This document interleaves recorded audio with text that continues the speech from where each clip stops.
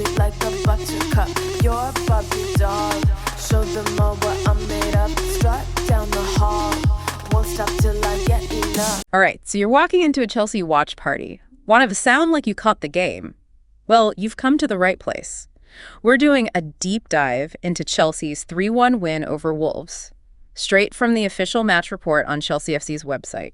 Get ready to impress those die-hard Blues fans with some serious insider knowledge. You know what's really interesting about this win? It goes beyond the scoreline. Chelsea strategically outmaneuvered Wolves. And we can see this in the details of how the match unfolded. Okay, so let's start from the beginning. Chelsea came out strong, didn't they? Corner kick within the first 20 seconds. Jackson nearly scoring with a volley shortly after. It was clear they meant business from the get-go. Absolutely. This aggressive start wasn't just about enthusiasm. Chelsea was tactically targeting Wolves' weaknesses right from kickoff. For instance, Chalobah's long passes were a key part of this early dominance. They weren't just aimless clearances, but precise deliveries aimed at exploiting the space behind Wolves' defense, constantly putting them on the back foot. You know, I have to admit, when I'm watching a game, I don't always catch those tactical nuances. But you're right, those long passes from Chalobah, they were like perfectly placed missiles, setting up some real scoring opportunities. Exactly. One of them almost led to a goal for Palmer, remember? Now we fast forward to the 18th minute. That early pressure from Chelsea paid off big time. Ah, yes, the first goal. The one by Tosin. That was initially ruled offside, but then confirmed by VAR. What a roller coaster of emotions that must have been. Definitely a nail-biting moment. But this goal is a great example of how technology is changing the game. It also highlights Tosin's composure. Imagine scoring in your first Chelsea appearance this season and having to wait for VAR to confirm it. Talk about pressure. It must have been a huge relief for him when that goal stood, and for Chalobah, too. Fresh off his loan from Crystal Palace, both players making a real impact in their return to the Chelsea lineup. Their performance goes beyond individual talent, though. It speaks to Chelsea's strategic use of player rotation and the importance of bringing in players with fresh perspectives. It can really inject new energy into the team dynamic. So things were looking pretty good for Chelsea in that first half, but Wolves didn't go down without a fight. True. Just before halftime, Wolves managed to equalize with a goal from Doherty, off a corner kick. It's a good reminder that even when one team seems to have the upper hand, football is a game of momentum shifts, and a single opportunity can change everything. Wolves definitely took advantage of that moment, but Chelsea came back strong in the second half, didn't they? 2 goals within 5 minutes of each other, around the hour mark. That's a statement. Absolutely. And those 2 goals weren't just lucky breaks. They were the result of well-coordinated attacks that demonstrated Chelsea's tactical superiority. Let's break those goals down. First, we had Cucurella scoring from close range, after a sequence of passes involving Madueke and Dewsbury Hall. Then, just 5 minutes later, Madueke himself finds the back of the net, finishing off a play that, you guessed it, started with a Chalobah long pass. It's like those long passes were the secret weapon in Chelsea's arsenal today. Chalobah was pulling the strings from the back, dictating the flow of the game. So we have Jackson's relentless pressing, Chalobah orchestrating from defense, and Madueke's offensive prowess. These guys were on fire. They were definitely standouts. But let's not forget, football is a team sport, and every player on that pitch contributed to the victory. Even those who didn't score played crucial roles in maintaining possession, creating space, and disrupting Wolves' attacks. Right, it was a total team effort. And speaking of team contributions, we can't overlook Tyreek George making his Premier League debut. Always exciting to see young talent getting a chance to shine on the big stage. Absolutely. It adds another layer of excitement to the match. And for Chelsea fans, it's a glimpse into the future of the club. So we've got a 3-1 win for Chelsea, some great individual performances, and a debut for a promising young player. You're already starting to sound pretty well versed in this match, but let's dive a bit deeper into the tactical side of things. What are some details that really demonstrate Chelsea's strategic brilliance in this game? Let's go back to Jackson for a moment. While he didn't score, his impact was undeniable.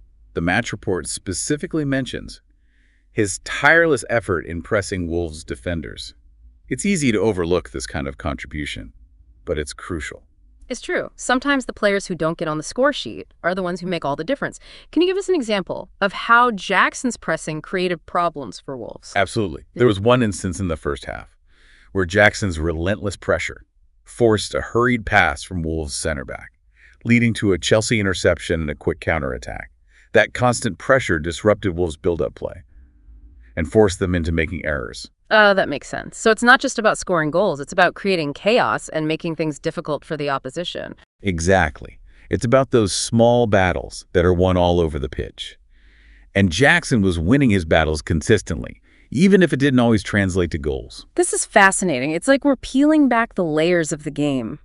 And seeing the hidden mechanics that drive the result, I'm starting to understand why those Chelsea fans are so passionate about their team. And that's what makes football so captivating. It's a game of strategy and intelligence, as much as it is about physical skill. Okay, so we've talked about Jackson's pressing and Chalobah's long passes. What else should we be looking out for when we analyze Chelsea's performance? Well, remember that second half surge. When Chelsea scored those 2 goals in quick succession, that was a masterclass in coordinated attacking play. Yeah, those goals were beautiful. They seemed to slice right through Wolves' defense. That's because they were exploiting specific weaknesses in Wolves' formation. Chelsea's movement off the ball was excellent.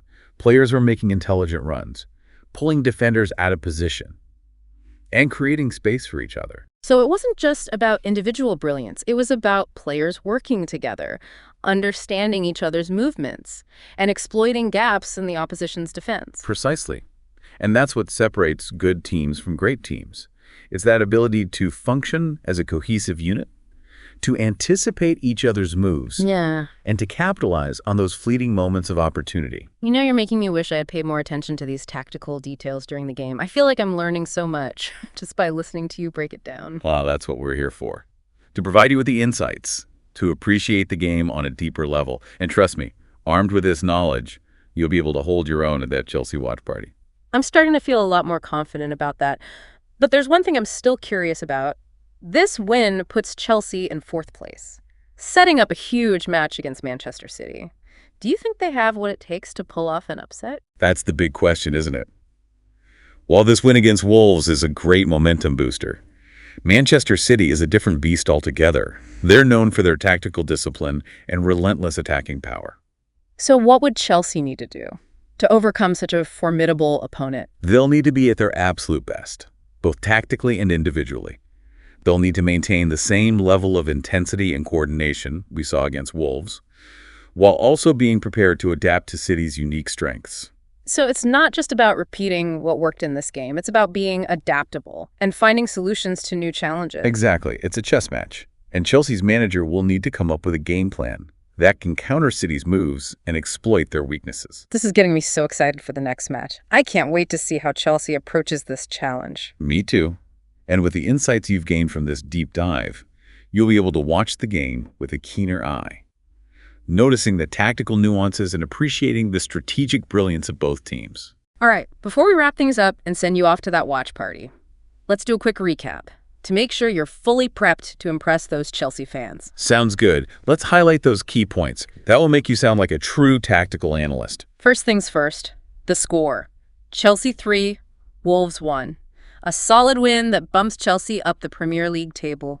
And remember, this wasn't just a lucky victory. We saw some standout performances. Nicholas Jackson's energy was infectious, constantly pressuring Wolves' defense. Trevoh Chalobah, fresh back from his loan spell, was delivering those game-changing long passes. And Noni Madueke had a goal and a key assist, proving he's a real threat in attack. Those details are what separate the casual fans from the truly knowledgeable ones. Absolutely. It shows you're paying attention to the nuances of the game. But here's the important takeaway for you. This win is great, but the true test is coming up against Manchester City. That's right, a clash of the titans that everyone will be talking about. Exactly. This win against Wolves is a confidence booster. But City is in a league of their own. Can Chelsea replicate this performance against a team known for their tactical dominance?